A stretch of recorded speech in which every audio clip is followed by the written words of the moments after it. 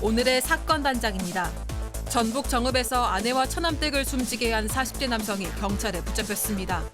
가해 남성의 부부는 별거 중이었던 것으로 파악됐습니다. 중학교 1학년 과외 학생을 상습적으로 폭행한 20대 대학생이 경찰에 체포됐습니다. 수학 문제를 제대로 못 풀었다는 이유로 폭행한 것으로 전해졌습니다. 40대 남성이 도서관에서 직원에게 흉기를 휘둘렀습니다. 남성은 한 달여 전쯤 피해 직원과 한 차례 말다툼한 전력이 있는 것으로 알려졌습니다. 뾰로롱! 아유, 안녕하십니까. 자, 소장님. 네. 제가 퀴즈를 하나 내겠습니다. 지난 수요일 15일 무슨 날이었는지 혹시 아십니까? 6월 15일이요? 네. 근데 도저히 모르겠는데. 모르시고 네. 알 리가 없죠. 바로 우리 김은배 팀장님의 생신이었습니다. 감사합니다. 예, 뭐 날짜는 좀 지났지만 네. 생일 축하 노래 짧게 한번 불러보고 시작할까요? 자, 하나, 둘, 셋, 넷. 왜 태어났니? 죄송합니다. 축하. 감사합니다. 농담입니다. 저 또 욕먹을 것 같은데. 정말해요. 예. 네네. 축하드립니다. 네, 감사합니다. 7순이셨죠? 아니죠. 예. 몇 살? 아이고. 왜 태어난... 죄송합니다. 예, 진실 추적자 사건 반장 시작합니다. 오늘 진짜 더웠습니다. 대구 경북은 무려 32도까지 올라가가지고요. 첫 폭염주의보가 내려졌다고 하던데 주말은 더 더워서 전국적으로 낮더위가 찾아온답니다. 야외 활동하실 계획이면 시원하게 입으시는 게 좋겠네요. 자, 더울 땐 사건 반장이죠. 자, 오늘 출연자 소개해 올립니다. 자, 이수진 기자 그리고 오랜만에 또 찾아오신 신유진 변호사. 예, 박상희 소장, 김은배, 칠순을 맞으신 김은배 전 서울청 팀장 나오셨습니다. 안녕하세요. 안녕하십니까. 자, 아내가 임신 중인데 사건 반장을 너무 좋아합니다. 계속 보게 해야 하는지 솔직히 고민입니다 하신 뉴욕의 김희상님. 희상님, 태교에는 사건 반장이 최고입니다. 이미 많은 분들이 효과를 보셨어요. 자, 사반 광팬 임소라 언니의 코이카 면접이 내일입니다. 응원해 주세요 하신 동생 임현신님. 합격하세요.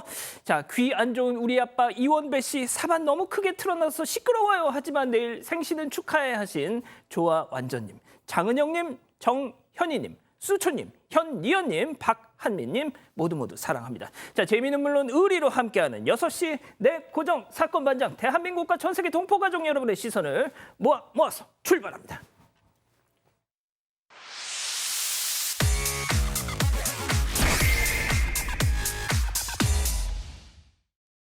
자, 첫 번째 뉴스 바로 보여주시죠. 변호사 쓰면 된다더니 점점점입니다. 자, 저희가 전해드렸던 사건인데요. 휴대전화 충전기를 빌려준 편의점 알바생에게 저 여성 폭행을 아이고 때렸다.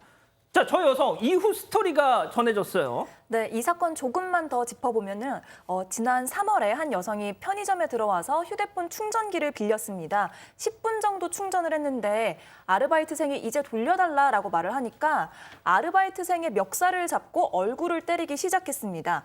당시에 여성은 변호사 쓰면 된다라고 하면서 굉장히 자신만만했는데 이거 역시나 허세였고요. 70만 원에 아르바이트생과 합의를 하려고 했지만 이 여성은 형편이 안 된다라고 하면서 2주만 유예해달라고 부탁을 했고요. 그래서 이 아르바이트생이 2주를 또 유예를 해줬대요. 그런데 또다시 형편이 어려워서 합의는 어렵다고 그런 입장을 전해와서 결국에는 형사처분이 됐다고 전해졌습니다. 자, 그때 저 알바생이 신고할 거예요 하니까 저 여성 나 변호사 선임하면 돼. 큰 소리 뻥뻥 쳤었는데 그래서 뭐 진짜 대단한 뭐라도 있는 줄 알았는데 이런 경우를 시쳇말로 도그 헤어라고 하지 않습니까?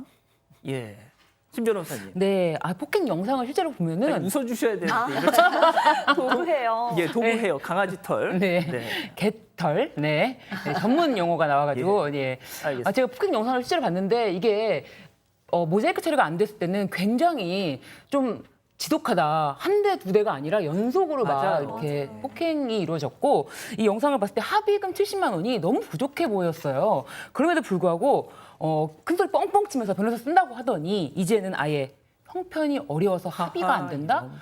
그런데 그래서 형사처벌 받으면 돼. 또 이제 이런 입장이잖아요. 예. 나 합의금은 안 주고 차라리 형사처벌 받을게. 형사처벌을 받더라도 예. 피해 금액은 줘야 됩니다. 그래서 지금 이 아르바이트생은 뭐 형사처벌 받았으면 됐지가 아니라 합의금 받을 수가 있고 또 이 일로 인해서 정신적으로 고통을 받을 수 있지 않습니까? 그럼요. 그런 경우에 유죄료까지 청구할 수 있다. 이런 점까지 좀 안내해 드릴게요. 그렇군요. 알겠습니다. 두 번째 뉴스 이어가죠. 자, 음식물 쓰레기 날벼락. 와, 이거 진짜 대박입니다. 영상 함께 보시죠. 자, 늦은 새벽 주차된 차량에 한 여성이 뭔가를 확 던졌죠, 지금. 심지어 바닥에 떨어진 통을 다시 주워가지고 던지기도 했었는데, 아유, 던진다. 자, 저 차에 뿌린 거 다름 아닌 식사 시간에 죄송합니다. 음식물 쓰레기. 자, 아침에 출근하려고 저 차주가 딱 나왔더니 차에 음스가 범벅이 돼 있었던 거예요. 무슨 억하심정이 있다고. 아이고, 저거 봐. 뭡니까, 이거, 이 기자? 네, 이게 지난 15일 새벽 3시 40분쯤 벌어진 일인데요. 중년 여성이 차로 다가와서 음식물 쓰레기를 쏟아 부었고요. 통까지 저렇게 차에 던졌습니다. 차 주인은 출근길에 이런 상황을 알게 됐고요. CCTV를 추적해서 범인을 잡았습니다. 어허. 근데 범인은 같은 주택에 사는 아주머니였는데요. 이 아주머니 변명을 들어보시면요. 예. 술 먹고 남편이랑 싸웠는데 이게 술김에 남편 차인 줄 알았다. 이렇게 변명을 한 건데요. 그래서 이 차주는 일단 알겠다. 그러면 세차비, 교통비 등등을 달라라고 요구를 했는데 아주머니는 아니 별의별 비용을 다 달라고 한다. 못 준다라고 한 거죠. 아, 그걸 또 그래서 못 준다 그랬어요? 네, 그렇습니다. 그래서 차주는 아니 이 사람이 정말 미안한 게 맞나 실수였던 게 맞나라는 생각이 드니까 그러면 형사처벌하겠다 하면서 경찰에 사건을 접수했습니다. 아니, 소장님, 신랑 때문에 열받았으면 신랑 얼굴에 뿌리든지 해야지. 왜 남의 차에다가 저렇게 합니까? 그리고 제대로 보상도 안 해주고. 그러니까 이제 이분은 화풀이 대상을 계속 찾고 있는 거죠. 남편하고는 안 풀리니까 심신 수련을 하시든지 치료를 하시든지 그래야 되는데 지금 남의 차에다가 이렇게 피해를 주시면 안 되죠. 왜냐하면 이 차가 창문 그 사이사이에도 다 그 음식물 쓰레기가 끼고 휠에도 다 끼고 앞뒤에 그 틈마다 닦였다는 거예요. 그래서 세차도 잘 되지 않고 됐는다고 해도 사실 되게 찝찝하잖아요. 차에서 그런 냄새 날 거 상태고. 아니에요. 네, 그러니까요. 그리고 이 아저씨가 사실 이 아주머니가 사실 집에도 경찰들이 여러 번 왔다 갔대요. 그러니까 좀 말썽꾸러기다 주변 사람들이 그렇게 전했다고 합니다. 아니, 신 변호사님, 저거 약간 뭐랄까요, 재물손괴 느낌도 나고 말이죠. 네, 이게 손괴죄로 처벌이 되는지에 대해서는 조금 더 검토해 볼 부분이 있는데 아예 효용을 해쳐야 되는데 세차를 해서 다시 사용할 수는 있기 때문에 이 부분에 대해서는 아무래도 명확하게 말씀드리기는 좀 어렵습니다. 그렇군요. 네. 알겠습니다. 자, 세 번째 뉴스 이어가죠. 과속은 금물입니다. 오늘은 저희가 오토바이 사고 사례들을 준비해 봤는데, 자, 영상 함께 보시죠. 아, 오토바이 너무 빨라, 지금. 너무 빨라요. 요리조리 막 왔다 갔다 막 지금 하고 가는데. 자, 또 차선, 안 돼, 아유, 야, 이거. 와, 지금 이 블랙박스를 단 게 오토바이였습니다. 이 차가 끼어드니까 이거 피하려고 가다가 버스랑 팍! 아이고. 자, 또 다른 영상 보시죠. 예, 이번엔 블랙박스 차량입니다. 잘 가고 있는데 이것도 빨라. 자, 그런데 이 오토바이 주목해 보세요. 안 돼. 이 다음 아이고 세상에 오토바이에 2명 타고 있었는데 지금 완전 이 바닥에 대굴대굴 구르고 있어요. 크게 다친 것 같은데. 자, 신 변호사님. 네. 첫 번째 사고는 오토바이가 네. 그리고 지금 보시는 이 두 번째 영상은 차량이 과속하다가 사고가 난 건데 어떻게 보셨나요? 네, 첫 번째 차량은 진짜 오토바이가 너무 고개 운전을 하듯이 사이사이 가다가 사고가 났거든요. 그거는 너무 빨라. 예, 영상을 오토바이 블랙박스로 봐도 이거는 오토바이의 100% 과실이 아닌가 저도 좀 그렇게 보이거든요. 예. 네, 요리조리 피하다가 아무런 충격이 없이 본인이 직접 가서 충돌을 일으켰기 때문에 첫 번째 사고는 오토바이의 100% 과실이 아닌가 싶고요. 두 번째 사고에서는 오토바이가 전방에 있는 게 지금 이게 좀 더 가까이 가면 보이지 않습니까? 그럼에도 불구하고 전력 질주를 하다가 오토바이의 후미를 완전 충돌했거든요. 예. 이 경우에는 오토바이는 이미 차량 변경을 완료했고 이거는 차량 변경 완료 후 후미에서 충돌한 것이다. 그래서 아무래도 이 블랙박스 차량의 과실이 굉장히 높아 보입니다. 네. 뭐 일단 전치 8주 뭐 이렇게 얘기도 나오고 그러는데 팀장님 일단 뭐 생명을 잃거나 천만다행으로 그러진 않았습니다만 뭐가 됐든 지금 첫 번째, 두 번째 영상 다 과속이 문제였어요. 네. 이 과속하면 안 되는데 과속 단속 카메라가 없다 하더라도 과속하면 안 되는데요. 우리가 보면 제한 속도가 있지 않습니까? 제한 속도에서 60km가 넘어서 과속하게 되면은 13만 원 정도의 벌금을 내릴 수도 있고 벌점이 중요해요. 벌점 60점을 받을 수 있거든요. 근데 아다시피 벌점은 40점이 넘어가게 되면은 40일 받는 거예요. 1년에 121점이 넘어가게 되면 면허 취소가 되더라. 따라서 신호위반도 중요하지만 과속은 절대로 하면 안 된다. 문제는 조금 빨리 가는 것이 5분, 10분이 아니라 조금 빨리 가다가 50년을 먼저 갑니다. 절대로 과속하면 안 됩니다. 아, 예, 알겠습니다. 자, 네 번째 뉴스도 이어갈게요.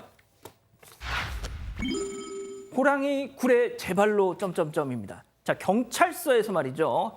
이 A급 수배를 받고 있었던 사람이 있었다는데 근데 이 사람이 제발로 경찰서에 딱 와가지고 잡았다면서요? 그렇습니다. 14일 이제 예급 수배자 잡은 건 내용이 뭐냐면은 그 30대 남성이 버스에다가 지갑을 놓고 내렸습니다. 명품 지갑이라고 하는데 제가 상호는 말씀드리 못합니다. 놓고 내렸는데 그게 이제 누가 신고를 하니까는 그 경찰에 보면 종합관리 시스템이 있어요. 로스트 112라는 신고 센터가 있는데 뭐라고요? 로스트 112. 아, 예. 네, 112 아시죠? 거기에 이제 확인해 보니까는 경찰서에 보관하고 있으니까 본인이 유실물을 찾으러 왔습니다. 왔는데 담당이 당직 때문에 자리를 비웠으니까 다른 분이 내일 오세요라고 했어요. 다음 날 담당이 와서 지갑을 보고 신원을 딱 조회했더니 지명수배가 떴던 겁니다. 근데 지명수배가 두 가지가 있어요. 지명통보가 있고 지명수배가 있는데 지명통보는 3년 이하 범죄, 사안이 약한 거.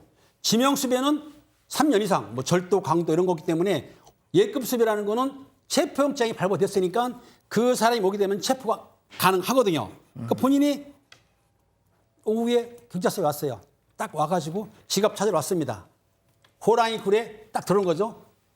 경찰관이 바로 체포영장을 집행했기 때문에 체포가 된 건데 사실 이 남성은 절도죄로 수배 중이기 때문에 체포영장이 발부가 되는데 체포영장은 피의자가 도주하거나 아니면 자칫 못할 경우에 체포영장을 발부받는데 체포영장을 바꾸게 되면은 그걸로 조사까지만 가능합니다. 그리고 48시간 내에 구속장을 청구하거나 아니면은 불구속 수사하면 됩니다. 그러니까 아무튼 잡혔다는 말씀이죠? 그렇죠, 검거됐죠. 좀 어려웠나요? 네, 아니 너무 길게 말씀하셔가지고 예, 알겠습니다. 이해를 돕기 위해서. 진짜 뭐가 됐든 참 기분 좋은 소식이네요. 자기 발로 또 수고롭지 않게 이렇게 뭐 호랑이 굴에 왔다니까. 알겠습니다. 자, 다음 뉴스 또 이어갈게요. 도로 위에 별별 민폐. 와, 이거 진짜 대단합니다. 자, 함께 영상 보시죠. 자, 지금 차 달리고 있습니다. 자, 그런데 이때 뭐야 이거? 야, 이거 저 오토바이 막 앞에 앞바퀴 들고 지금 막 어이구 이제 막 안장 위에 막 두 발로 서가지고 지금 아이고 이게 뭐 윌 뭐라고 하던데 이거 기술. 야, 윌리 기술. 그렇죠. 소장님. 네. 왜 이러고 살아 진짜. 멋있는 줄 아나 봐요. 예. 근데 안 멋있어요. 불안하고 빨리 없어졌으면 좋겠어요. 내 시야에서. 없어지라고요? 아니 내 시야에서. 시야에서. 저분이 깜짝이야. 불안하니까 나도 사고 날 수 있으니까. 근데 저분이 이제 신고하려고 번호판을 좀 보려고 그랬는데 번호판도 안 보였대요. 저 정도 되면은 멋진 거 아니고 민폐 아니에요? 아니 그러니까 본인이 그러면 안 되죠. 그러면 안 되는데 일단 본인이 다치는 것까지야 본인이 한 거니까 뭐 자기 책임이니까 그러려니 해도 다른 사람한테도 이게 또 사고가 나거나 이러면은 그게 민폐 아닙니까? 자, 저희가 도로 위 민폐 하나 더 준비했습니다. 짧게 보고 가시죠. 자, 보이십니까? 이 차량이 그늘막 아래에 이렇게 딱 있는데 차 전용 차양막이냐? 노노. 횡단보도 시민들 위한 차양막. 그러니까 그런데 이 보세요. 이 횡단보도 위에 이 시민들 횡단보도 건널 때 서 있으라고 하는 건데 세상에 자기 차 뜨겁지 말라고 여기다가 차를 올려가지고 주차를 해놨네. 이 보세요. 야, 제가 눈을 의심했습니다, 팀장님. 진짜 왜 이러고 살아요, 정말. 아니 아무리 저렇게 해도 인도 외에 저 그늘막은 사실은 교차로에서 사람들이 햇빛 가리게 한 건데 차를 저기다 댔다? 인도에 차 대면 불법 차량 주차로 처벌받을 수가 있습니다. 물론 뭐 저 사람이 어떤 이유로 되는지 모르겠지만 저렇게 하면은 정말 민폐인데 여기서 제가 설명을 드리자면은 저게 지금 한 4만 원 정도의 아마 불법 주차가 나올 거예요. 나오는데 2배로 내는 경우가 있습니다. 어떤 경우냐면은 어린이 보호구역이라든지 소아존, 장애인 보호구역 같은 경우에는 벌금이 2배로 나오는데 벌금 문제가 아니라 남들한테 피해를 주면 안 된다. 그래서 잘 운전하시는 분은 절대로 저렇게 그늘막에 차를 대지 마십시오. 자, 그리고 사진을 보니까 바로 소방서 앞이에요. 저 자리가. 야, 진짜 강심장이네요. 저 아저씨. 저분 누군지는 모르겠습니다만. 마지막 뉴스 이어갈게요. 진상 손님의 기준입니다. 이건 또 어떤 사연일까요? 글의 작성자가 고깃집에 갔는데요. 이 고깃집이 인원수에 맞게 고기를 시키면 쟁반국수 한 그릇을 서비스로 주는 곳이래요. 그래서 친구랑 둘이 가서 1차로 고기 2인분을 먹고 쟁반국수 한 접시를 서비스로 먹었고요. 2차로 다시 고기 2인분을 추가를 한 거예요. 근데 이제 이번에는 쟁반국수가 서비스로 나오지 않은 건데요. 그래서 따져 물었더니 쟁반국수 서비스는 한 번뿐이다. 이런 답변이 돌아온 거죠. 그래서 이 작성자가 식당에 지금까지 먹은 걸 계산을 하고 식당 밖으로 나갔고요. 잠시 후에 다시 이 식당으로 돌아와서 새 테이블을 다시 차려서 고기 2인분을 시킨 거예요. 그러면 이제 새로운 손님이 되는 거니까 쟁반국수 한 접시를 또다시 기어이 이렇게 서비스로 받아냈다고 합니다. 자, 그랬더니 또다시 쟁반국수 서비스를 주는 사장님의 표정이 막 울그락불그락 하더라는 거죠. 그러면서 저 인터넷 커뮤니티에 제가 진상인 건가요? 라고 반문하는 그 제목을 올린 겁니다. 보통 제가 진상인가요? 하면서 하는 사람들은 진상이에요. 예전에는 왜 그런 거 있었잖아요. 뭐 피자 집에 가서 다른 피자를 주문하는 게 과연 가능할까? 막 이런 식으로 별별 뭐 실험식으로 이렇게 했는데 이 자체가 현실에서 일어나면은 굉장히 좀 민폐잖아요. 피자집도 그렇지만 이 사건도 분명히 그 손님에 대한 기준으로 가게에서는 그렇게 했는데 그거를 굳이 또 나갔다가 들어와서 다시 2인분을 시키고 또 쟁반국수 아마 쟁반국수 맛집이 아닐까 싶어요. 네, 그래서 쟁반국수 맛집으로 소문나서 영업에 도움이 된다면 뭐 진상이라도 받아줄 수는 있겠다 하는 생각이 드네요. 팀장님이 뭔가 하실 말씀이 있어 보입니다. 저렇게 쟁반국수가 맛있다 하더라도 저 식당 주인들 생각하기 때문에 저렇게 하면 조금 젊은 사람이 치사해 보이지 않나요? 남자는 치사하면 안 됩니다. 여자도 치사하면 안 되잖아요. 여자는 치사해도 괜찮습니다. 이 팀장님 요즘 그런 말씀하시면 욕먹어요. 남녀 공이 치사하면 안 됩니다. 그러니까. 예, 알겠습니다. 아니, 보통 이게 사회적인 뭐 상례라는 게 있지 않습니까? 통념이라는 게. 보통 저럴 땐 테이블당 서비스 한 번 정도 나가는 거죠. 자, 아무튼 서울 종로 미도파 광화문 빌딩에 있는 웨딩 컨설팅 업체 웨딩땡의 정리나 플래너님 보고 계십니까? 이 사반 가족분들께는 친구처럼 언니처럼 아주 합리적인 가격으로 결혼 준비를 돕겠다고 약속하셨죠? 예, 결혼 많이 시키세요. 네. 활성 비타민을 알아? 먹으면 바로 빡 흡수가 쏙쏙 온몸에 쫙 피로가 싹 힘이 아로나민 골드 대세는 활성이야. 특별한 이들의 대부분은 초심이라는 페이스를 유지했을 뿐인 보통 사람. 너처럼 킵 더 페이스.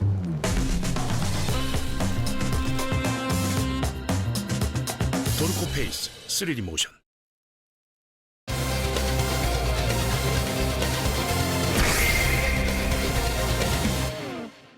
전북 정읍에서 아내와 처남댁을 숨지게 한 40대 남성이 경찰에 붙잡혔습니다.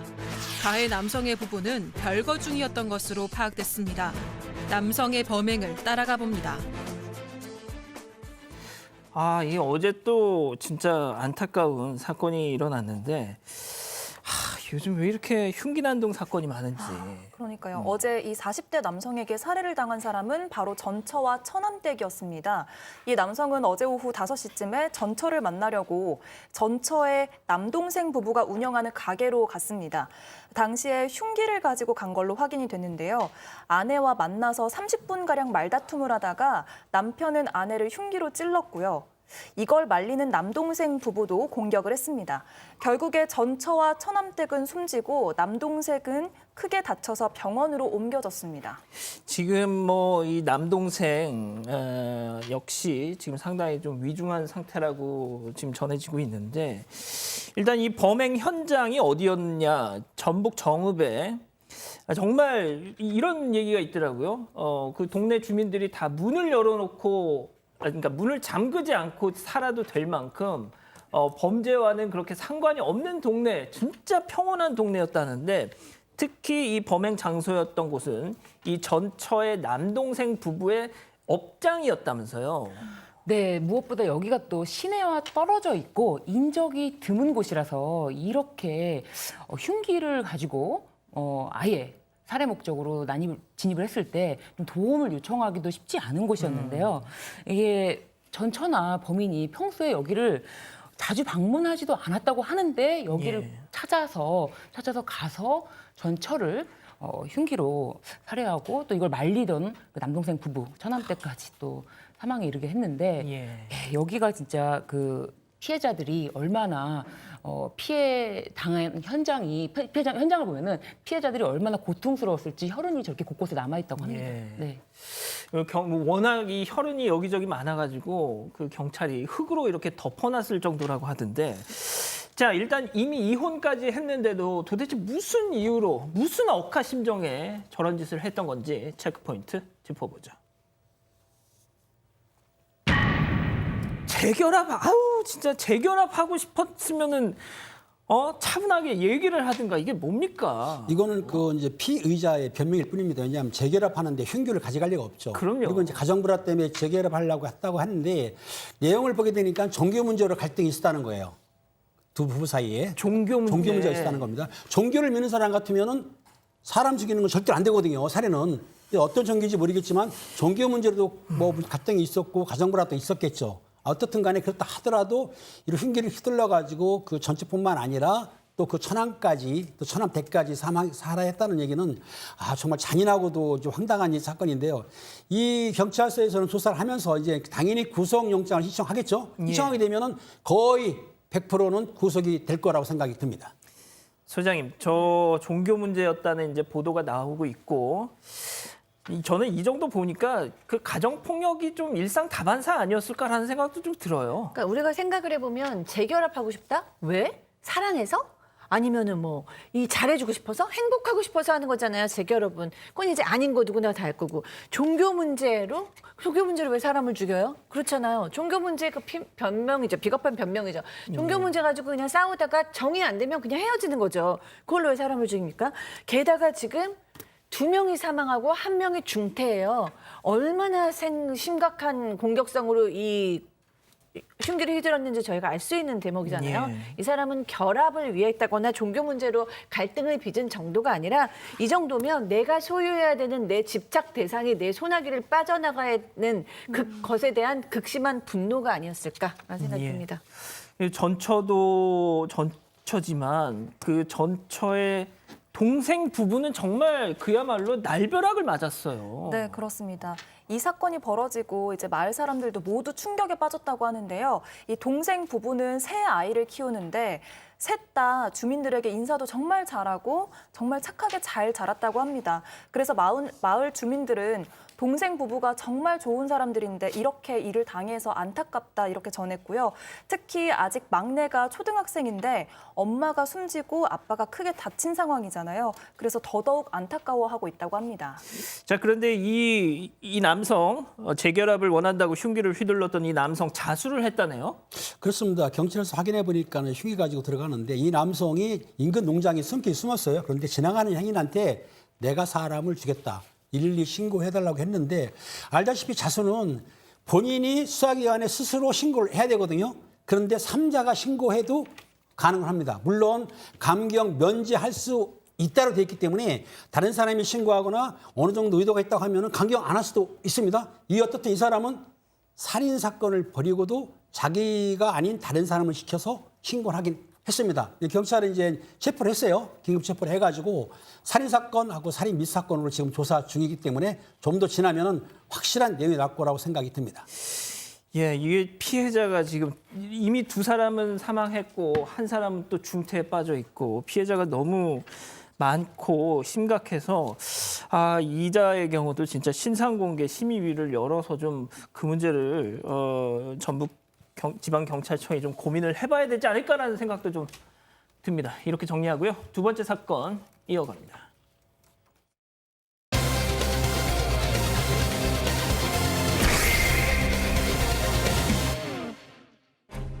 중학교 1학년 과외 학생을 상습적으로 폭행한 20대 대학생이 경찰에 체포됐습니다. 수학 문제를 제대로 못 풀었다는 이유로 폭행한 것으로 전해졌습니다. 사건의 전말을 파헤쳐봅니다. 자, 아마 오늘 사회면 기사를 보신 분들이라면 이 사건에 가장 큰 충격을 받으셨을 거예요. 자, 이 기자가 다시 한번 좀 설명을 해주시죠. 네, 중학교 1학년 학생이 대학생 과외 선생님한테 폭행을 당하는 일이 있었는데요. CCTV 영상을 보면 정말 이 사람이 아무리 대학생이어도 정말 과외 선생님, 그러니까 선생님이라는 이름의 그런 직업을 가진 사람이 맞나라는 생각이 드는데요. 대학생이 이 학생의 명치를 연달아 때리고 뒤통수를 움켜잡고 등 부위도 계속해서 때렸습니다. 이 CCTV에 잡힌 건 18분 정도인데요. 폭행은 이게 끝이 아니었고요. CCTV가 없는 계단으로까지 끌고 가서 30분 넘게 폭행을 한 걸로 전해졌습니다. 이 지옥 같은 50분 동안 이 중학생은 과외 선생님한테 70차례 걸쳐서 이제 맞아야만 했습니다. 이 CCTV 영상을 저희가 보여드리고 싶은데 이제 다른 방송국에서 단독 보도를 한 거라서 일단 저희가 그 장면을 보여드리지 못하는데요. 자, 일단 도대체 이 중학생 그 아이를 이렇게까지 진짜 이건 폭행이었습니다. 폭행한 이유가 뭔지 체크포인트 짚어보죠. 세상에, 과외 그만둔다고 하니까 때린 겁니까? 이거는 어떤 변명도 되지 않는데요. 아무래도 과외를 그만두게 되면은 이 대학생은 자신이 아르바이트 자리를 잃으니까 더 이상 과외비를 받을 수가 없잖아요. 그런 것에 격분해서 더 때렸다고 하는데 이 아이를 그동안 제대로 교육을 시켰는지 그렇지도 않았을 거예요. 예. 지금 아이가 그만두고 싶다는 말을 한 것은 그나마 용기를 낸 것인데 아이를 완전 자신이 지배하고 있고 손아귀에 넣고 있고 완전히 가스라이팅을 할 정도로 말을 못하게 다시는 그만두겠다는 말을 못하게끔 하려고 저렇게까지 강하게 폭행을 했는데 저거는 변명이 되지 않는다 그렇게 보여집니다. 아니 그러니까 뭐 저도 솔직히 어렸을 때 저는 형들이 많아가지고 형한테도 솔직히 뭐 맞으면서 좀 배웠거든요. 공부를. 그랬었어요? 예. 근데 뭐 맞았다고 해봤자 뭐 머리 그냥 이 정도 맞고 이런 거지. 이거는 지금 50분 동안 진짜 폭행을 당한 거거든요. 영상을 보면 말이죠. 그렇죠. 상당히 폭행했는데요. 이 처음 내용이 뭐냐면 이 중학생이 아마 전문가 어플을 통해 가지고 대학생을 만난 것 같아요. 과외를 만났었는데 작년 1월부터 과외를 했는데 1월 달부터 상습적으로 폭행을 했다는 겁니다. 이 학생을. 근데 학생의 몸을 보니까 곳곳에 멍든 자국이 있어요. 그럼 계속해서 폭행했다는 얘기입니다. 근데 이제 진단을 끊어보니까 2주가 나왔다. 그럼 이게 이제 폭행죄가 아니고 상해죄로 바뀌거든요. 이제 그러면서 이제 맞은 거에 대해서 트라우마가 있으니까 정신과 치료를 받는데 아마 그 선생은 이렇게 말했을 것 같아요. 수학 문제를 못 풀어서 때렸다고 했지만 아까 말 들어보니까 과외를 당연히 맞으니까 그만두려고 했겠죠. 그런 결합해서 때렸기 때문에 이 대학생이 가르칠 실력은 있을지 모르겠지만 학생을 가르칠 만한 자기 없는 사람이 학생을 가르쳤다는 게 아프고요. 제가 보기에는 상습적으로 학생을 때렸다고 한다면 아동 학대도 가능할까 싶습니다. 예. 지금 서울 모 대학 공대생이다 이런 정도까지 뭐 보도가 나오고 있던데 일단 당연히 가장 이 화를 낼 사람은 이 학생의 부모님이겠죠. 그래서 이 폭행을 자기 자식을 폭행한 이 과외 교사한테 항의를 하니까 정말 황당한 얘기를 했다면서요? 네, 그렇습니다. 어머니가 들은 말이 뭐였냐면요. 이 대학생이 아이가 잘못했으니까 맞은 거고 내 수업 시간에는 누구든 잘못하면 다 맞는다. 이런 식으로 말을 한 겁니다. 심지어는 아이가 집중을 못하면 때려도 된다고 학생 어머니가 동의를 했었다. 이런 말까지 했습니다. 아니 세상에 어느 부모가 네. 돈 줘가면서 내 자식 패달라고 하는 부모가 어디 있겠어요. 그러니까요. 근데 이제 요즘은 아이들을 절대 때리지 않는다라는 것을 이제 상식적으로 다 알고 있는데 간혹 어떤 학원에서 이렇게 얘기하는 게 있어요. 혹시 애가 너무 공부 안 하면 살짝 체벌해도 될까요? 라고 얘기하면 어머님들이 애가 이제 너무 공부 안 하고 선생님 괴롭히거나 다른 애들을 방해할까 봐 네, 그냥 뭐 사랑의 매는 괜찮습니다라고 얘기하시는 분들이 있는데 누구나 다 알잖아요. 여기서 사랑의 매가 복부 때리고 명치 때리고 뒤통수 이렇게 막 잡아당기고 이게 아니죠. 그러니까 이 어머니께서도 손찌검이 아니라 그냥 매로 손바닥 몇 대 그렇게 때리는 거는 그냥 허락한 거다라고 얘기하셨다고요. 근데 남의 애 맞은 것도 이렇게 우라가 치미는데 어머니 마음은 어떻겠나 싶습니다. 자, 그런데 이 학생이 지난 1월부터 지금까지 거의 한 반년을 이런 폭행에 시달렸다는 거잖아요. 자, 그렇다면 저는 이 친구, 어린 친구의 입장에 제 좀 감정이입을 해봤는데, 이게 관련 기사에 달린 댓글을 보니까, 야, 너 그렇게 맞고 있었으면 왜 엄마한테 진작에 얘기를 안 했어? 라는 댓글을 제가 봤어요. 근데 이 아이 입장에서도 이 선생이라는 이 과외교사라는 사람이 야, 니네 엄마가 너 때려도 된다고 했으니까 맞아 하면서 때린 거잖아요, 소장님. 자, 그러면 말이죠. 네. 이 친구 입장에서는 엄마가 날 패도 좋다라고 해줬으니까 네. 엄마한테 가서 하소연할 수도 없는 거 아니에요. 그러니까요. 이 친구 결국에는 나 못하겠어요라고 얘기를 했는데 이제 아직 어린 친구예요. 중학교 1학년이면 지금 막 초등학교 졸업한 친구예요. 아직 순수하죠. 그러니까 니네 엄마가 때려도 된다 했으니까 넌 맞아야 돼 이러면서 때렸는데 이제 그냥 때린 정도가 아니고 무차별 폭행 수준으로 했죠. 근데 이 사람 굉장히 교묘하게 때렸을 거예요. 그러니까 제가 보기에는 단순히 뭐 화풀이 몇 번 한 수준도 넘어서서 가학적인 성격의 소유자가 아닐까 싶은데 이 가학적인 성격의 소유자들은 대부분 권위가 있거나 자기보다 지위가 높은 사람들은 잘 건들리지 않아요. 그리고 다른 사람을 때리는 것 자체에서 희열을 느끼기 때문에 굉장히 교묘하게 잘 조직된 어떤 그런 구조 안에서 때리거든요. 그러니까 이 순진한 아이가 참다 엄마한테는 얘기 못하고 참다 이제 못 참아서 저 과외 그만둘래요. 이러니까 이제 더 때리는 거죠. 하하. 자, 그런데 말이죠. 충격적인 것이 이 과외교사 대학생 사건 이후 최근까지도 계속 학생들을 모집하고 있다면서요? 그렇습니다.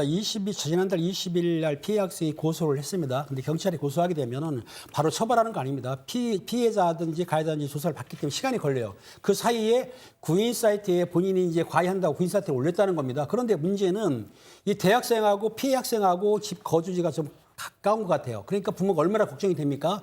접근 금지 명령 신청을 했는데 다행히 25일 날 접근 금지 명령 받았어요. 어떻든 이 고소를 했기 때문에 그 가해자, 그 대학생을 조사를 해가지고 만약에 아동학대가 심하다 그러면은 구속이 될 수도 있고 아마 약하면은 불구속 수사를 해가지고 검찰에 송치를 하게 될 겁니다.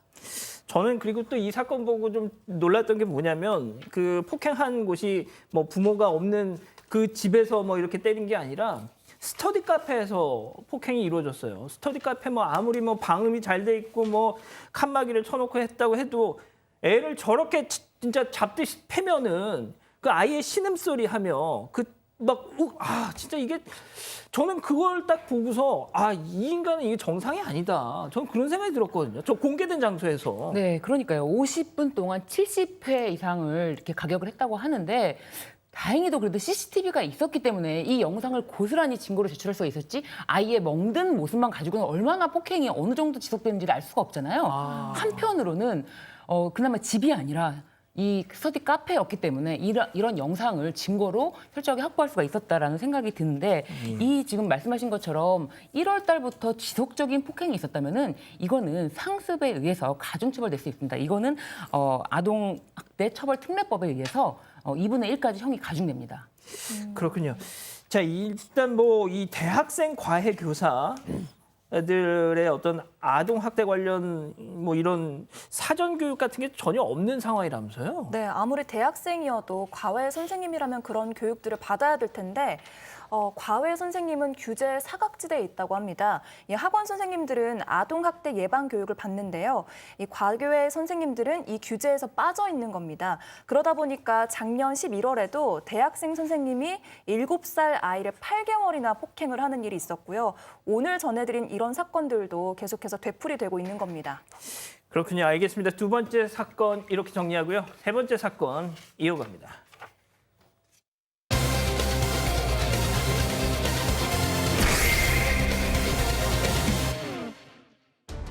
40대 남성이 도서관에서 직원에게 흉기를 휘둘렀습니다. 남성은 한 달여 전쯤 피해 직원과 한 차례 말다툼한 전력이 있는 것으로 알려졌습니다.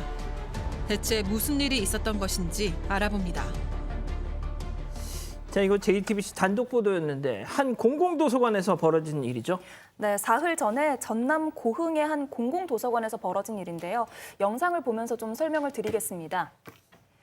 자, 한 남성이 너무나도 자연스럽게 다가오고 있는데요. 사서 쪽으로 다가가더니 물건을 찾고 연필통에서 흉기를 집어들고 마구 휘두릅니다. 놀란 직원이 막아봤는데 이 남성은 멈추질 않았고요. 결국 다른 직원들이 달려와서 말리고 나서야 이 난동을 멈출 수가 있었습니다. 아, 정말 저 영상 보면서 저도 너무 섬찟했는데 다행히 다른 이용객들은 없었습니다. 그럼 피해자분의 얘기 잠깐 듣고 가시죠. 네, 뭐 전혀 아무 말도 없었고 와서 그냥 욕설과 함께 그냥 상황이 시작됐었어요. 일단은 위험한 부위를 안 찔려야겠다는 생각밖에 안 들어서 최대한 밀착을 하긴 했는데 이제 그 사람이 계속 찌르는 게 느껴졌었고 그 가위를 뺏으려고 하는 동안에도 계속 생명의 위협을 느꼈어요. 여기서 좀만 더 계속되면은 진짜 큰일 나겠구나. 얼마나 다치신 거죠? 예, 그렇습니다. 저 직원이 혼자 일하고 있었는데 보시다시피 저 40대 남성이 와가지고 흉기 들어가지고 막 이러지 않습니까? 그래가지고 이제 손 한 10cm 정도의 상처를 입었고요. 뭐 등과 격투하다 보니까 등과 보시 나오잖아요. 손 다치고 등 허리 같은 거 다쳤는데 조금만 저 피해 남성분이 격투 즉 반항을 안 했다고 한다면은 크나큰 사건이 될 뻔했습니다. 왜냐하면은 그 흉기가 좀 무서운 거거든요. 근데 다행히 치명상을 입은 뭐 목이라든지 이런 데가 아니기 때문에 다행이긴 했는데 정말 제가 보기에도 아니 혼자 일하고 있는데 갑자기 와가지고 참 저 분이 어떻든 간 저 피해자가 저만큼 뭐 불행 중 다행이겠죠. 저만큼 상처를 입었기 때문에 그나마 다행이라고 생각이 듭니다. 알겠습니다. 도대체 그러면 이 사람 흉기 난동을 벌인 이 사람 왜 그랬는지 세 번째 사건 체크 포인트 짚어보죠. 예민한 남자다. 자, 일단 관련 내용 전해드리기 전에 관련해서 경찰 얘기 먼저 듣고 가시죠. 책을 정리하는데 이분이 이제 소리가 나다 보니까 조금 예민한 상태에서 항의를 하는 과정에서 이렇게 사건이 발생한 걸로 보입니다, 이게. 자, 도서관에서 보통 너무 소음을 내서 민폐를 주는 사람들도 있지만 반대로 그냥 뭐 그 정도는 뭐 그러려니 할 수도 있는 건데 유난히 예민한 사람들이 있어요. 네, 게다가 도서관이라는 곳에서 도서관 직원은 책을 정리하는 게 업무입니다. 그럼요. 당연히 업무를 수행하고 있는데 와서 그 소리가 시끄럽다고 할 거면 도서관에 오면 안 되는 분이에요. 그러니까요. 그리고 지금 영상을 봤지만 뭐 어떤 항의를 한다거나 좀 조용히 해달라거나 아니 너무 크게 하지 않았으면 좋겠다라든지 어떤 말로 하는 게 아니라 거의 다짜고짜 공격을 했거든요. 예. 이 얼마 전에도 와서 항의를 하는 과정에서 말다툼을 했었다고 하는데 이분은 이게 도서관을 이용할 수 없는 분이다 이런 생각이 듭니다. 소장님 이걸 어떻게 봐야 돼? 그러니까 이게 공공장소였습니다. 공공도서관 한 달 반 전쯤에 가벼운 뭐 말다툼이 있었는데 한 달 반이 지나고 와서 갑자기 뭐 맥락도 없이 다짜고짜 흉기를 집어들더니 공격을 한다? 저는 절대로 싸움으로 봐서는 안 된다고 봅니다. 그러니까 말다툼으로 보기도 어려울 것 같아요. 한 달 전에 있었던 것도 책 소음 때문에 난 것은 뭐 약간의 뭐 컴플레인을 할 수도 있죠. 자기 공부하는데 책 소리가 너무 시끄럽다. 그러니까 뭐 그럼 좀 이해해달라. 이 정도로 의견을 주고받은 거 가지고 말다툼이라고 얘기를 하면 안 되고요. 이 사람은 지금 영상을 보면 작정하고 왔어요. 작정하고 와서 책상 위에 있는 가위를 집어서 무슨 응징하듯이 공격을 예. 하거든요. 그렇기 때문에 저는 말싸움 어떤 그 이차적 어떤 말싸움에 대한 반응이라고 생각이 들지 않고 이 사람이 무슨 문제가 있다고 보는 거죠. 무슨 평증망상이라던가 아니면은 뭐 이제 뭐 반사회적 공격성이라던가 이렇게 해서 본인이 굉장히 뭐 억울한 일을 당했다고 착각한다던가 내가 저 사람한테 보복을 해야 된다고 착각한다던가 어쨌든 100% 가해자 문제라고 봅니다. 그렇죠. 팀장님 그러면 이 남성 어떻게 됐습니까 지금? 경찰에서 특수상해 흉기 들었기 때문에 특수상해로 입건을 했는데 불구속을 해가지고 검찰에 송치한다고 하거든요. 제 개인적인 생각에는 구속영장을 청구하는 게 맞는데 아닌 것 같아요. 그리고 이제 소잃고 외양간 치는 식으로 그 도서관에서는 아마 이제 막을 수 있게 폐쇄형으로 이렇게 자리를 만들어 놓고 비상벨 설치하고 뭐 인원을 보충한다고 하는데 그나마 다행인 거고요. 제가 좀 아쉬운 건 아까 말했듯이 구속을 시켰으면 좋은데 왜 흉기 들었는데도 불구속 송치하는지 좀 안타까움이 좀 있습니다. 예, 그야말로 공공시설이고 개방된 시설이라 저런 곳에는 진짜 보안요원 같은 분들이 좀 이렇게 좀 대기하는 게 어떨까라는 생각도 듭니다. 자, 흉기난동 관련해서 사건 하나 더 짚어보겠습니다. 백다혜 아나운서 통해서 들어보시죠. 네, 사건은 지난 15일 용인의 한 종합병원에서 일어났습니다. 70대 노인이 담당 의사 선생님을 만나고 싶다며 응급실에 찾아왔는데요. 의사를 만난 노인은 선물을 주겠다면서 품속을 뒤졌습니다. 하지만 품속에서 나온 건 다름 아닌 흉기. 노인의 갑작스런 공격에 의사는 목 부위를 크게 다쳤습니다. 조금만 더 깊게 베었으면 사망할 수도 있었다고 하는데요. 경찰 조사 결과 노인은 범행 이틀 전 병원에 방문해서 의사의 근무 날짜까지 확인했다고 합니다. 계획 범죄인 것이죠. 도대체 왜 이런 범행을 저지른 걸까요? 자, 지금 이강희 님이 사건 반장 도저히 볼 수가 없다. 내 정신이 사나워진다 이러시는데 그래도 조금만 더 보세요. 예. 자, 이번엔 70대 남성이 응급실에서 흉기를 휘둘렀네요. 네, 이게 이틀 전에 경기도 용인의 한 종합병원에서 벌어진 일인데요. 70대 남성이 응급실로 와서 의사를 찾았습니다. 원래는 응급실에 마음대로 들어갈 수가 없잖아요. 그런데 이 남성은 아내 담당 의사를 만나겠다라고 하면서 응급실 안으로 들어왔고요. 며칠 전에 소란을 피워서 미안하다라고 하면서 먹을 걸 좀 챙겨왔다라고 말하면서 뭔가를 꺼내더니 갑자기 흉기를 휘두른 겁니다. 자, 내 아내 담당 의사를 만나고 싶어서 왔다라면서 왜 다짜고짜 흉기를 휘두른 거예요? 네, 그러니까 이 아내분이 숨을 안 쉰다고 해서 이 남편분이 직접 신고를 해서 119 구급차를 타고 응급실에서 조치를 받았는데 이 심폐소생술까지 했지만 결국에는 사망에 이르는 거예요. 그랬는데 이 남성이 당시에도 현장에서 소란을 일으키면서 뭐 욕설을 했다고 해요. 그래서 엄청 큰 소란을 일으키면서 마치 아내의 사망이 이 병원 측의 어떤 조치로 인한 것이다라는 태도를 보였던 것인데요. 그러니까 다시 찾아와서 그 당시에 응급 조치를 했던 의사가 누군지 그리고 그 스케줄표까지 확인을 하고 계획적으로 다시 찾아와서 이런 범행을 저지른 거죠. 아니, 그러니까 뭐 이 할아버지, 이 가해자가 할머니를 자기 부인을 사랑했던 것까지는 뭐 알겠는데 이미 심정지 상태에서 119에 신고가 됐으면 솔직히 의사가 할 수 있는 일은 정말 별로 없는 거잖아요. 예? 자, 그런데 이 피해 의사분 그럼 정말 어느 정도로 상처를 입은 거예요? 네, 제가 사진을 봤는데 많이 다치셨더라고요. 이 목 뒤쪽에 등 쪽인데 이렇게 상처가 이만큼 있으시더라고요. 네, 많죠. 좀 위험했죠, 목 쪽이니까. 네, 이 의사 지금 뭐 굉장히 아프기도 하지만 정신적인 트라우마 때문에 진료를 놓으셨다고 합니다. 육체적인 피해도 있지만 앞으로 또 그런 일이 일어나지 않는다는 보장이 없으니까 너무나 두렵다라고 얘기를 했다고 하시고요. 또 의사도 그렇지만 그 현장에 있던 모든 사람이 똑같은 공포를 느끼지 않았을까라는 생각이 듭니다. 자, 일단 살해할 의도는 없었다라고 한다지만 일단 계획 범행이었다는 게 드러났죠. 그렇습니다. 그 피해자는 살해할 의도가 없었다고 주장하고 있지만은 확인해 보니까 그 이틀 전에 벌써 응급실에 와가지고 그 피해 의사의 근무 날짜, 즉 근무하는 거를 활자를 확인했던 거예요. 확인하고 흉기를 미리 준비했지 않습니까? 이러면은 계획된 살인하려고 했던 것이지 우발적이거나 살해할 의도가 없다는 것은 거짓말인 거고요.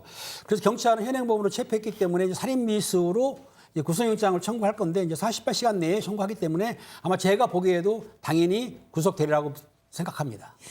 자, 신 변호사님, 오늘 대한의사협회가 이 사건 때문에 긴급 기자회견까지 했어요. 의료 현장에서의 안전을 좀 보장해달라. 자, 그런데 기억하시겠지만 2018년도에 이 강북 삼성병원의 임세원 그 교수, 이 진료를 보던 그 환자한테서 피습을 당해서 병원에서 숨진 사고가 있었잖아요.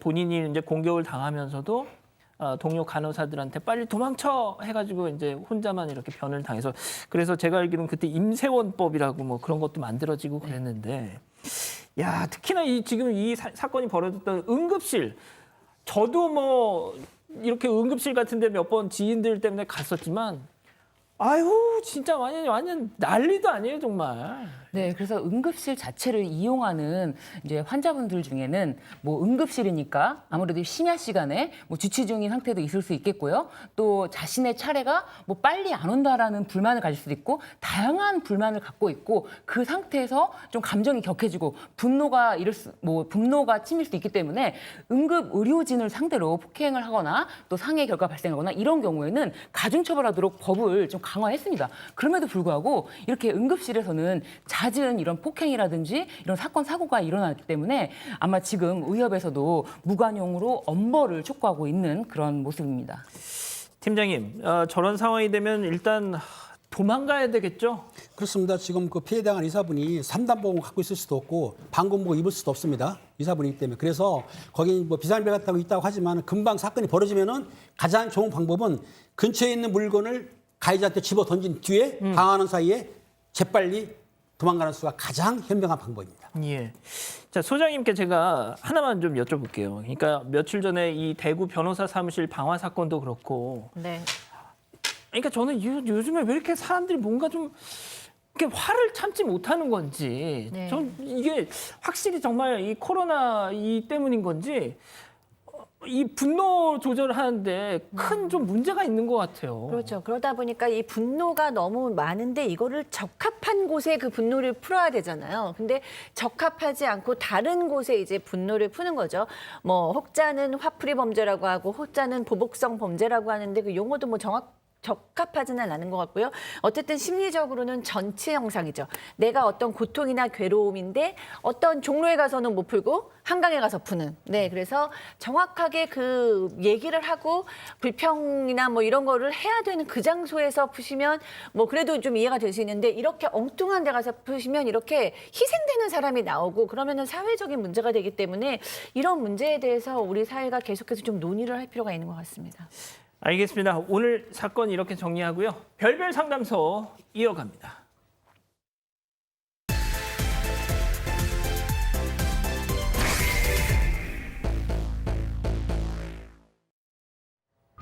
(30대) 여성 김 씨는 결혼 후 3년이 지나도록 아이가 생기지 않아 고민이 많습니다.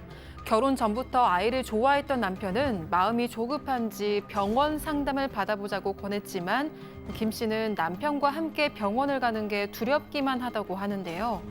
20대 철없던 시절 여러 번 임신 중절 수술을 받았던 과거를 들키게 될까 봐 걱정이 됐기 때문입니다. 여러 차례 반복한 수술로 난임의 우려가 있다는 말을 듣긴 했지만 정말 임신이 되지 않을 줄 몰랐다고 하는데요. 남편에게 모든 사실을 말하고 함께 난임 시술을 받아볼지 고민도 해봤지만 김 씨는 차마 입이 떨어지지 않는다고 합니다. 만약 모든 사실을 알게 된 남편이 이혼을 원한다면 김 씨는 남편의 이혼 요구를 받아들여야 하는 걸까요? 와, 이거 진짜 오늘 이 사연도 정말 야, 이거 참 우리 가족 여러분들 좀 뭐 많이들 좀 의견 올려주세요. 일단 임신 중절 수술 과거에 그 경험 때문에 지금 아이가 생기지 않는다는 건데 그럼 도대체 몇 번이나 그 수술을 했길래요? 네, 3번의 수술을 했다고 합니다. 어린 시절 오랫동안 만났던 남자친구와의 사이에서 아이가 생겼고 그 당시 바로 결혼해서 아이를 키울 수 있는 형편이 아니었기 때문에 수술을 선택할 수밖에 없었다고 하는데요. 어린 시절 철 모르고 했던 실수가 이렇게 돌아올 줄은 상상도 하지 못했다고 합니다. 김 씨의 고민을 별별 상담소에서 해결해 주세요. 아, 이거 참, 뭐 모르겠습니다. 전 좀 조심스럽네요, 오늘. 예. 일단 뭐 얘기를 해보겠습니다. 어쩌다가 3번씩이나. 네, 일단 연애 얘기부터 시작을 해야 되는데요. 김 씨는 수능이 끝나자마자 남자친구를 사귀었습니다. 19살에 첫 연애를 시작을 한 건데요. 아무래도 첫사랑이다 보니까 이 남자친구가 정말 세상의 전부인 것 같았다고 합니다. 마음만 앞서고 어떻게 조심을 해야 될지 잘 모르다 보니까 임신과 임신 중단 수술을 반복했던 겁니다. 아니 참 이게 진짜 이래서 뭐 우리도 진짜 외국처럼 학교에서의 어떤 그런 교육도 참 필요할 것 같아요. 아니 그러니까 뭐가 됐든 그거 말고는 정말 다른 방법이 없었던 겁니까? 지금 이게 사실 지금 말씀마다 말하셨지만 우리나라도 사실 PM에 대해서는 교육을 시키고 있습니다. 근데 이 사람들이 실행을 안 한 것뿐이죠. 어떻든 그 1학년 때 입학식 하자마자 곧 임신했기 때문에 얼마나 무서웠겠어요. 그 부모한테 말하면은 부모한테 혼나기만 하기 때문에 무섭고 떨었기 때문에 또 돈도 많이 필요했겠죠. 그렇기 때문에 합법적인 수술한 게 아니고 불법적으로 수술한 사람이 있습니다. 거기 수술했던 거예요. 그리고 이제 수술했지만 남자친구가 아마 위로도 해주고 나중에 우리 결혼하자 하니까는 내가 나중에는 결혼할 거니까 여기에 대해서 뭐 내가 임신 낙태를 했다 하더라도 크게 문제는 안 될 거다 싶어가지고 이제 결혼할 사이니까 그렇게 믿었기 때문에 그 중절 수술을 했는데 이게 낙태도 불법이거든요. 어떻든 간에 두 사람이 사랑은 했지만은 조금 피임을 했으면 어떨까 싶었는데 못했다는 거. 그렇기 때문에 이런 사건이 발생하게 된 거죠. 예, 뭐 지금 뭐 각 가정에서 알아서 좀 시청 지도를 해주고 계시겠지만, 예. 자, 그런데 말이죠, 소장님, 뭐 저는 이제 잘 모르니까, 예, 그런데 이제 그냥 상식적으로는 한번 그렇게 임신 중절 수술을 하면 좀 뭐 이렇게 아이를 다시 이렇게 낳기가 약간 좀 어렵다라고 저는 어렴풋하게는 알고 있는데 진짜 그런 건가요? 그건 정말 누구도 알 수 없지만 사실 여성의 몸에 굉장히 해가 가해지는 건 사실이기 때문에 네, 여러모로 여성에게는 안 좋죠, 몸이. 그리고 뭐 난임이 되는 경우도 왕왕 있다라고 들었습니다. 저도 전문가는 아니지만. 근데 이 경우에는 또 안타까운 게 이 친구들이 오래 사귄 것 같아요. 19살에 만나서 20대 후반까지도 사귄 것 같으니까. 그러니까 맨 처음에 어렸을 때 1년에 이제 3차례 임신 중절이 있었는데 1년 안에 그 19살, 20살에 있었던 2번이 1년 안에 있었고 그다음에 이제 계속해서 그런 일이 없다가 20대 후반에 임신을 하게 됐는데 이때가 굉장히 오래 주차가 될 때까지도 몰랐대요. 그러다 보니까 좀 위험성이 있는 수술을 했다고 해요. 저도 사실은 좀 처음 들었는데 유도 분만으로 임신 중절을 받는 경우가 있대요. 이게 그러니까 뭐 사실은 상당히 컸나 봅니다. 그게 이제 몸에 무리를 주고 그때 이제 의사로부터 난입이 될 수도 있다. 조심해라. 라는 얘기를 들었다고 합니다. 자, 그런데 오랫동안 사귀었던 남자친구였고 또 그 남자친구의 아이였고 또 특히나 이제 3번째 중절 수술은 20대 후반에 했었던 거라면 보통 이 정도면 그냥 둘이 결혼하면 됐을 거 아니에요.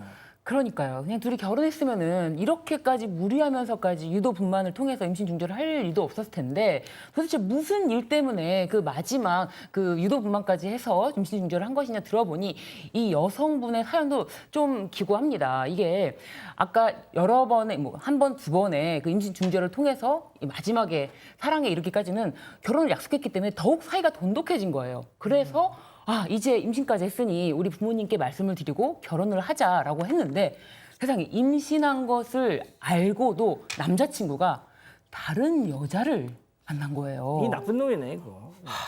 그런데 아무리 그래도 이제 내가 아이를 낳아서 키울 수도 있는 나이잖아요. 저 얼굴 보세요, 저거. 네. 수술해라고 하면서 이렇게 뻔뻔하게 이제 한 번, 2번 한 것도 아니잖아. 혼자 가서 해. 막 이랬을 거예요. 그러니까 내가 혼자서 낳아서 키울 자신도 없고 또 남자친구가 너무 배신감이 지금 클 거 아니에요. 그런데 그 남자의 아이를 낳는다니 더 자신이 없어서 결국에는 이런 선택까지 하게 됐다고 합니다. 예. 이거 참. 예. 자, 그러면 보통 이런, 그러니까 사실상 버림을 받은 거잖아요. 이 그렇죠. 김 씨, 이 네. 여성분은 어떻게 보면 이러면 결혼 무서워서 하겠어요, 이러면? 그러니까요. 이게 남자친구하고 10년을 연애를 했는데 이렇게 배신으로 끝나다 보니까 김 씨도 트라우마가 남았던 거죠. 그래서 이제 한동안 연애를 하지 못했다고 하는데요. 그리고 또 3번이나 수술을 했는데 이런 자신을 온전하게 이해하고 받아줄 사람이 과연 있을까 이런 생각도 좀 했다고 합니다. 그래서 주변에 뭐 남자인 친구들, 동료들 이렇게 이야기를 나눠보니까 그 친구들한테 이제 물어본 거죠. 혹시라도 아내가 그런 수술 경험이 있다고 하면 어떻게 할 거냐 이런 식으로 물어봤던 거죠. 예. 그랬더니 주변에서는 그러면 못 살지, 이혼해야지라고 이렇게 부정적인 답변들만 돌아오다 보니까 그러면 나는 더 이상 연애를 하지 못하겠구나라고 생각을 했던 거죠. 그래서 지금의 남편을 만날 때까지 김 씨는 몇 년 동안이나 혼자 지냈다고 합니다. 하하. 그 소장님, 소장님 내담자 중에도 네. 이 상담을 해주신 분들 중에도 뭐 이런 임신 중절 수술에 따른 어떤 트라우마 때문에 많이 좀 고생하시는 분들이 계신가요? 이별의 고통에 임신 중절 이슈가 있는 경우가 제법 있습니다. 사실 여자들의 세계에서는 뭐 결혼 전이나 후나 임신 중절이 완전히 그 낯선 얘기나 정말 간혹 옛날에 넘어 듣는 이야기는 아니에요. 그러니까 그만큼 여성의 몸과 굉장히 직접적인 관련이 있는 이슈이기 때문에 굉장히 어려운 이슈죠. 낙태라는 이슈는. 어쨌든 중요한 것은 낙태를 한다는 것은 여자에게는 마음도 몸도 상처가 되는 그런 경험이면 확실합니다. 팀장님, 이거 아까 수술해 하면서 막 뾰루퉁한 표정 짓던 그 인간 있잖아요. 남성이요. 예. 남성은 지금 이 여자분을 사랑한 게 아니고 욕망의 대상으로만 봤어요. 이런 남자 만나면 불행해지는데 나쁜 놈이죠. 자기가까지 책임을 져야 되는데도 불구하고 임신 중절을 시키면서까지 헤어진다? 이건 정말 죄송합니다. 만약에 내가 아는 내 가족이라고 한다면은 저는 그 남자 가만 안 두죠. 용서를 못 합니다. 가루를 만드시겠습니까? 아니 용서 못 하는 거죠. 용서를 그러니까 가루를 가루까지는 몰라도 아무튼 간에 그렇죠. 이게 참 말도 안 되는. 자, 일단 다시 본론으로 좀 돌아가 보겠습니다.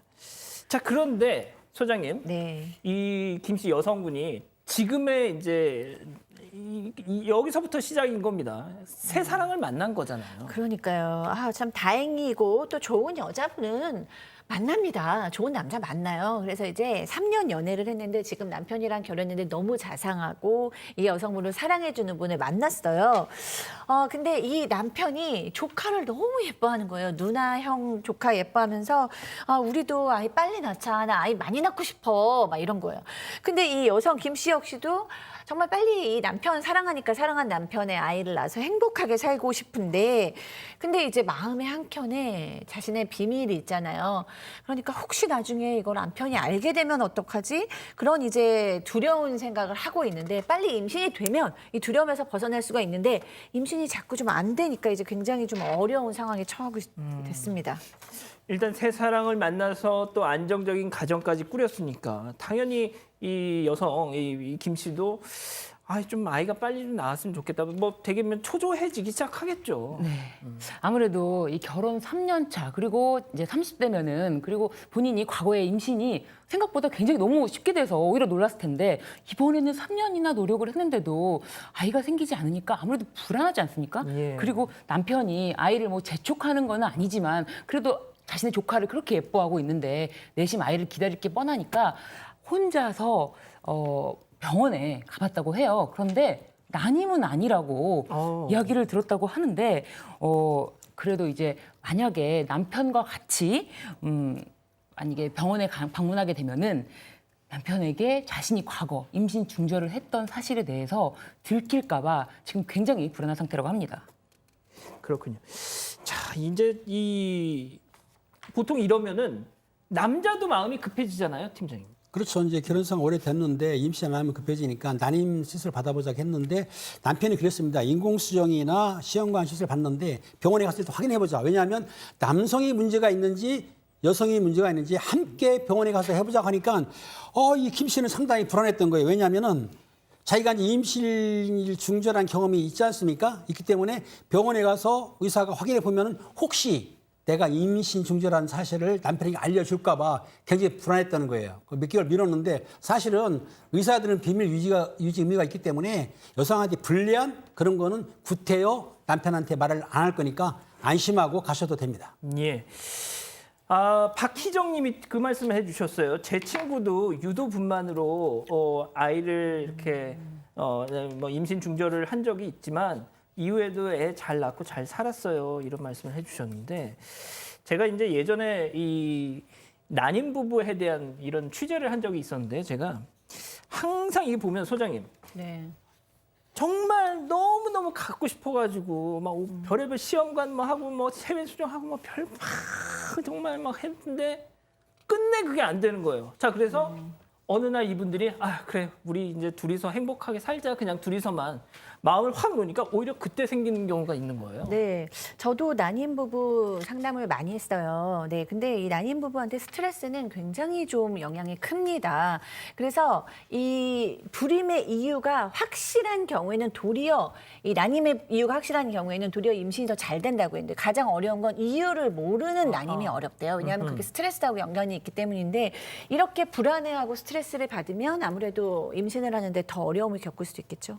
예. 자 그러면은 이쯤에서 별별 상담소 오늘의 궁금증 짚어보겠습니다. 이제 저는 여기서부터 조금 찬반이 갈릴 수가 있을 것 같은데 자 결혼 전 임신 중절 수술로 난임 이거 이혼 사유가 될까요? 법적으로 말씀을 드리자면 민법 840조에 이혼 사유가 규정되어 있습니다.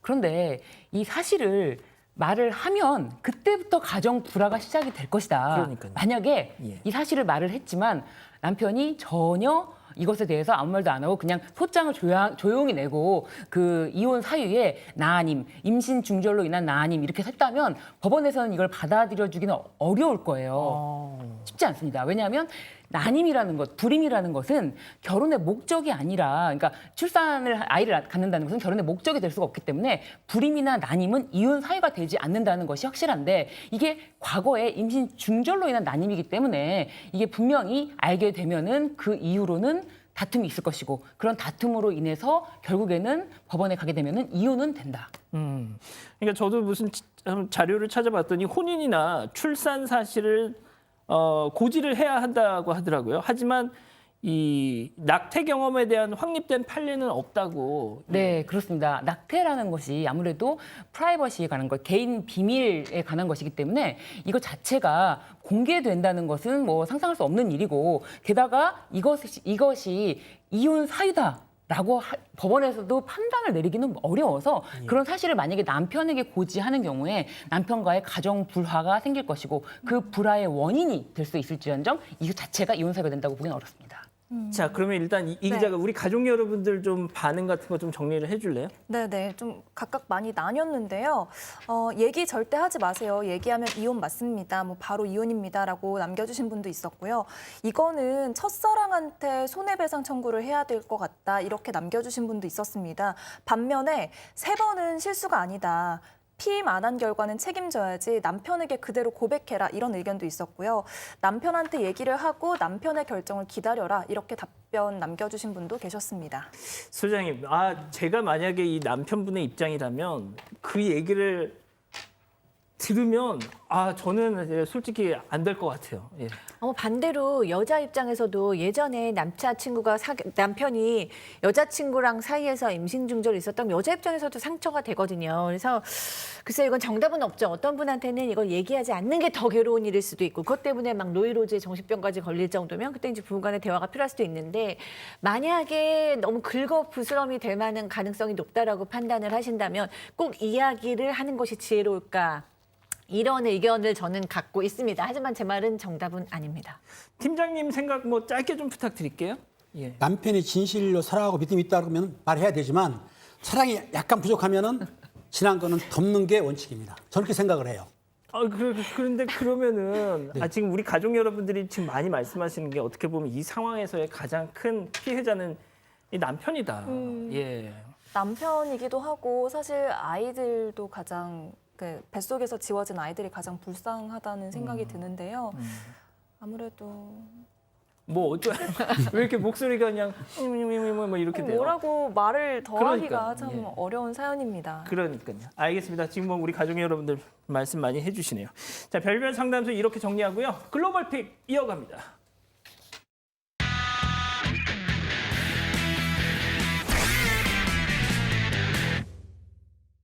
자, 오늘 첫 번째 캐나다로 가보시죠. 어우, 네, 귀여운 야생 다람쥐 한 마리가 플라스틱 통 안에 있습니다. 그런데 저 다람쥐 뾰로롱인데? 플라스틱 통 안에 숨어 있다가 갑자기 저렇게 고개를 내밀고요. 다시 통 안에 들어가는 걸 반복하는데요. 이내 고개를 빼꼼 내밀면서 모습을 드러냈습니다. 마치 두더지 게임 하는 것 같지 않나요? 맞아, 두더지 게임. 뭐 저거 이제 망치로 떼면 아니, 아무튼. 때리면 안 되죠. 예. 귀엽잖아요. 빵빵한 다람쥐의 볼 보이실 텐데요. 안에 먹을 걸 잔뜩 집어넣은 것 같습니다. 알고 보니까 저 다람쥐가 저 통 안에 든 땅콩을 몰래 훔쳐먹고 있었다고 합니다. 그래서 혹시라도 들킬까 봐 조심스럽게 망을 보면서 땅콩도 훔쳐먹으면서 그런 모습을 반복하고 있는 건데요. 예. 그 모습이 영상에 찍히는 걸 전혀 모르고 있는 것 같은데요. 이 영상을 촬영한 피고 씨는 저 야생 다람쥐가 집 뒷마당에 자주 찾아온다면서 오자마자 플라스틱 통에 뛰어들어서 땅콩을 훔쳐 먹는다고 상습범이라고 합니다. 지금 팀장님 많이 화면 속으로 빠져들 것처럼 보고 계세요. 귀엽네요, 상당히. 예, 그렇습니다. 자, 두 번째 픽 미국으로 가보시죠. 얘 뭐야? 털이 없고요. 주름진 피부의 이 동물 낯설고 기이하게 생겼습니다. 긴 주둥이와 앞발을 들고 있어서 마치 캥거루 같기도 하고요. 이 큰 귀는 토끼를, 넓적한 코는 돼지를 닮았습니다. 이 동물의 이름 혹시 아세요? 캥거루 같은데. 아닙니다. 땅돼지라고 하는데요. 땅돼지. 네, 저도 이번에 처음 들었습니다. 일반적으로는 아프리카 등지에 주로 서식을 하는데 샌디에이고 동물원에서 35년 만에 처음으로 땅돼지가 태어났다고 합니다. 전 세계 동물원에도 100여 마리밖에 살고 있지 않아서 이번 새끼 땅돼지가 굉장히 기념비적인 탄생을 했다고 하는 건데요. 뭐가 됐든 뭐 오랜만에 나왔다니까 축하할 일이네요. 그렇습니다. 지난달에 태어난 이 암컷 새끼 땅돼지는 현재 어미와 같이 지내면서 쑥쑥 자라고 있다고 합니다. 태어난 지 5주 만에 몸무게가 3배 가까이 증가했다고 하네요. 그렇군요. 알겠습니다. 세 번째 픽 인도로 가보시죠. 이거 뭐죠? 네, 주황색 옷을 입은 사람들이 땅 밑으로 노란색 선을 내려보내고 있습니다. 뭘 하는 건지 자세히 들여다봤더니 놀랍게도 11살 소년이 24m 깊이의 우물에 빠져서 구조대원들이 출동한 거라고 하는데요. 돼지가 우물에 빠진 날이라는 영화는 있는데 쟤는 어쩌다 빠진 거예요? 네, 집 뒷마당에서 놀다가 우물에 빠졌다고 합니다. 소년은 언어와 청각장애를 앓고 있어서 아이고. 말을 하지도 못하고 듣지도 못하는데요. 이 때문에 구조대원은 이 소년의 정확한 위치나 상태를 전혀 알 수가 없었다고 합니다. 그래서 현지 당국은 각종 중장비와 인력 500여 명을 투입을 했지만 우물 입구가 좁은 탓에 구조가 쉽지 않았다고 하는데요. 500여 명이 나왔는데도 이게 쉽게 못 구하는군요, 지금. 그러니까요. 그 구조대가 결국 우물 바로 옆에 수직 터널을 새로 뚫어서 이 터널과 우물을 연결하는 구멍을 파냈다고 합니다. 나왔다. 네, 그리고는 그 구멍을 통해서 소년을 찾았고요. 결국 구조하는 데 성공을 했습니다. 이 소년 무려 나흘 만에 구조가 된 걸로 알려졌는데요. 건강에 이상이 없다고 하니까 정말 다행입니다. 천만다행입니다. 자, 네 번째 픽 스위스로 가보시죠. 네, 한 남성이 스키를 타고 있는데요. 놀랍게도 스키를 타면서 축구공으로 저글링 묘기도 하고요. 정말 잘하죠. 지금 스위스에 눈 와요? 글쎄요, 잘 모르겠는데요. 아무튼 스키로 공을 튕기는 것도 물론이고 한발 그리고 양발 저글링까지 가능했습니다. 진짜. 지금 보니까 지금 뭐 하는 거예요, 지금? 지금 저게 이제 손 스키를 타기도 하고요. 스키를 버리고 부츠만 신은 채 부츠 스키를 타기도 합니다.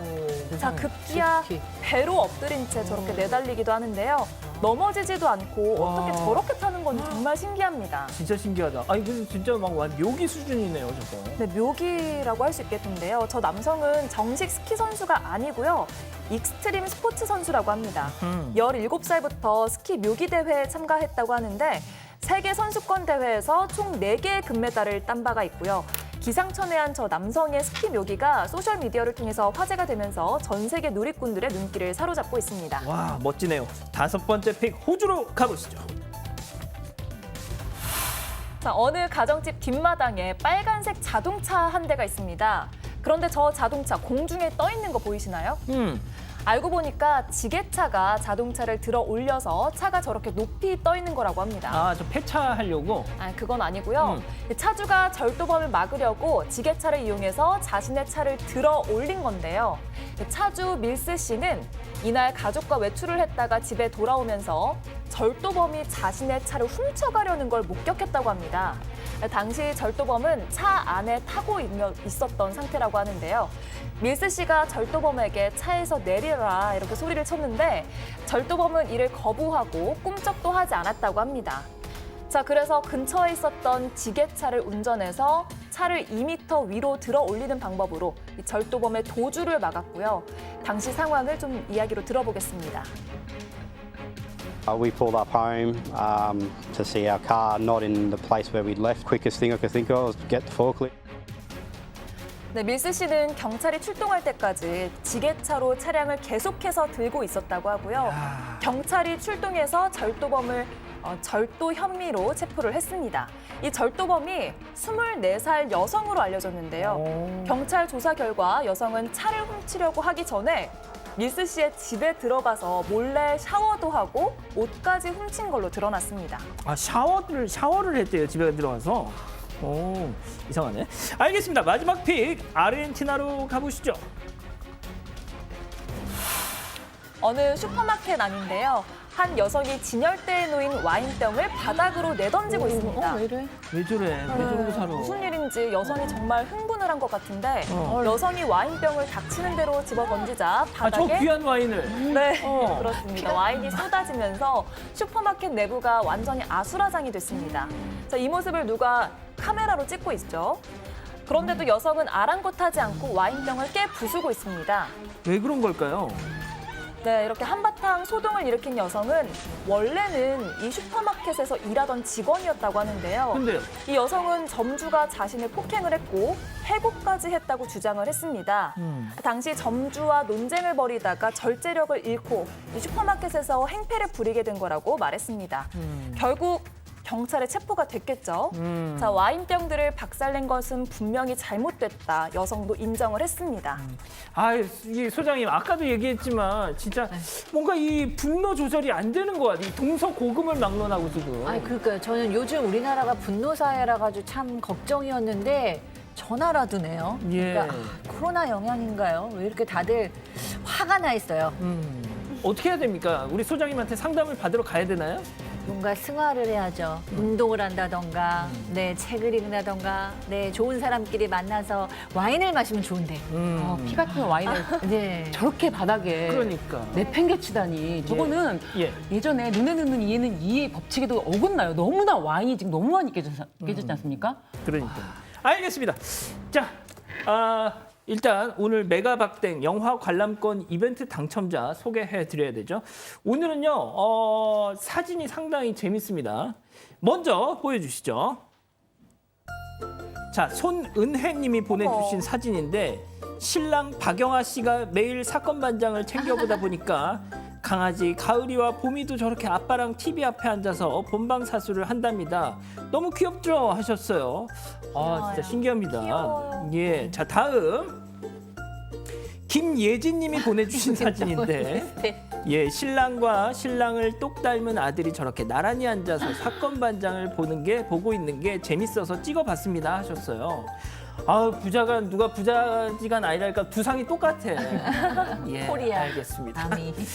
예, 사랑하는 사건 반장 가족 여러분 행복한 주말 보내시고요. 저희는 다음 주 월요일에도 별이 6개 저녁 6시에 다시 옵니다. 자나깨나 오미크론 조심. 안녕히 계십시오.